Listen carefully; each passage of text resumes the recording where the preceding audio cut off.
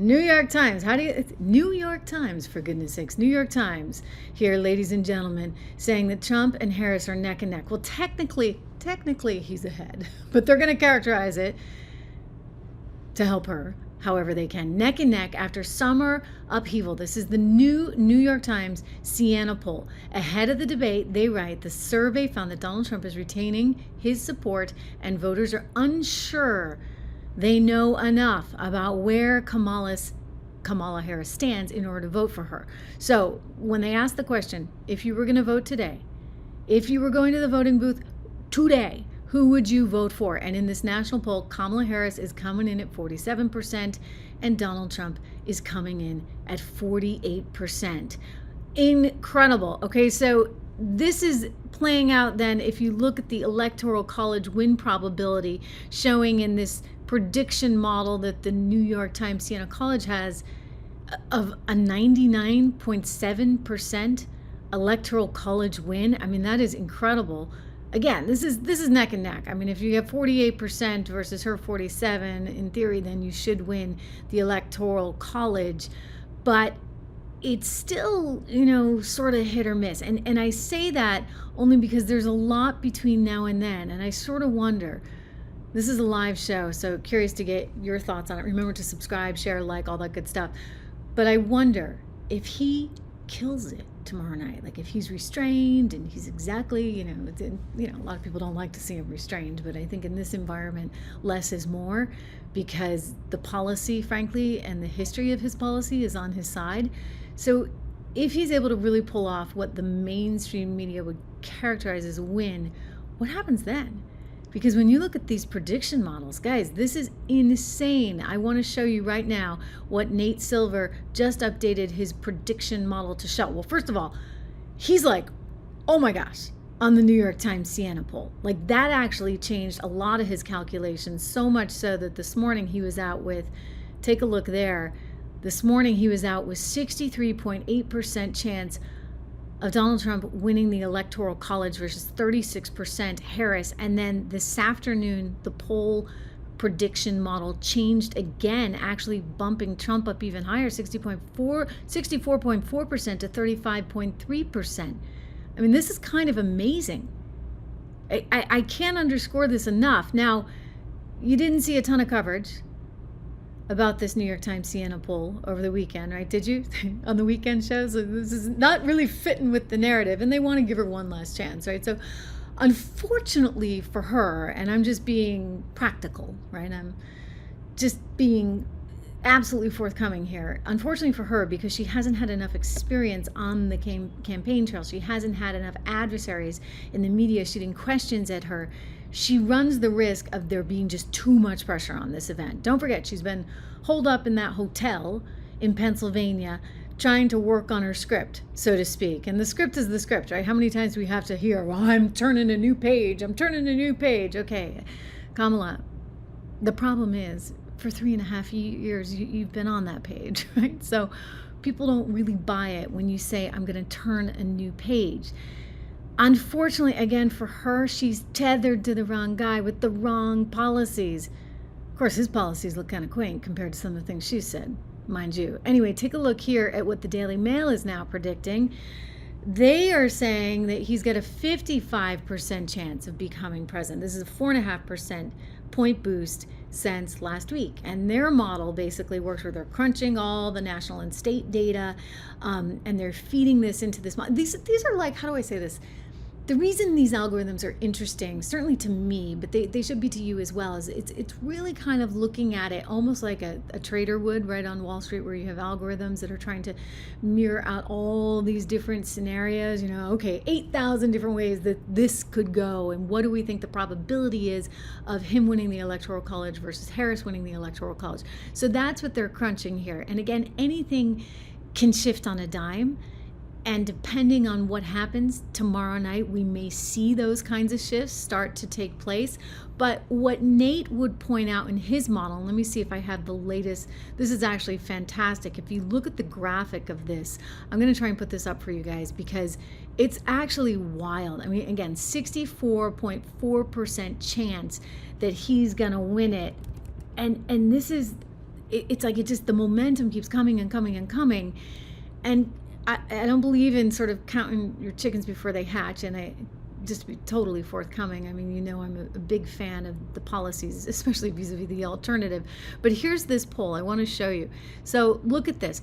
Again, 64.4% versus 35.3%. But what's amazing there is you see that divide, right? You see Trump going one direction, you see Harris going another direction. And that's pretty remarkable. I mean, I just find that really, really incredible. Let me put it over the Daily Mail prediction model here. So they've got a 55% chance. Nate Silver is actually modeling out a 64.4% chance. This is fascinating. It's a little bit, dare I say, when you look at the New York Times poll that came out, it's a little bit of Nate's like I told you so, because he's been saying all along that you have to factor into the prediction model issues like the lack of the bounce coming out of the DNC, issues like the lack of enthusiasm for her in Pennsylvania. And that's actually, all of this has led him to really be pretty, I think, optimistic for Trump, pessimistic for Kamala Harris. I mean, he does say that this is an especially important poll, the New York Times Siena, because it's, quote, this is from his newsletter, our second highest rated pollster. So they're to be trusted in his estimation. So he says, quote, there's a real lesson here in the dangers of poll cherry picking. Democrat partisans have been blowing up my mentions, complaining about which polls are included in the silver bullet polling averages. And usually that stuff comes out in the wash through things like the model's house effects adjustment, which is calibrated mostly based on the more reliable surveys. And now he says one of the best pollsters in the country is coming forward with some very bad news for Kamala Harris. He also points out that the New York Times Siena poll is worthwhile because it has a very large sample size, 1,695 likely voters, and also the poll is extremely recent. It follows the post-Labor Day weekend, and it's therefore field work that's very fresh. Very fresh. It was just completed on Friday, and he's saying, like, I'm trying not to say I told you so. I'll try not to say I told you so, but I told you so, right? I mean, look, it is hard to figure out some of these polls when it comes to Donald Trump, in part because not everybody's entirely forthcoming.